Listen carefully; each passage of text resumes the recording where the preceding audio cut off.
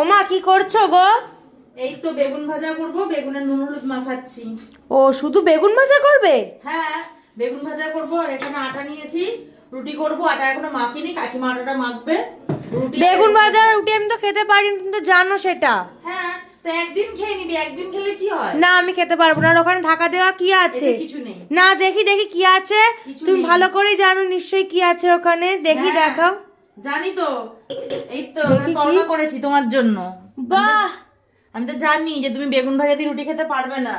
হ্যাঁ, ওই জন্য সবকিছুই করতে হয়। এক কাকলে বেগুন ভাজা হচ্ছে, আর তুমি রুটি খেতে পারবে না, তোমার জন্য আবার তরকা করতে হয়েছে। হ্যাঁ তুমি তো জানো আমি শুধু বেগুন ভাজা দিয়ে খেতে পারবো না। হ্যাঁ বাবা এখানে কত শাক গো।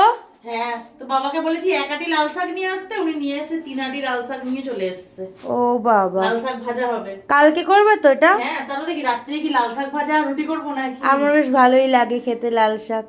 হ্যাঁ, কালকে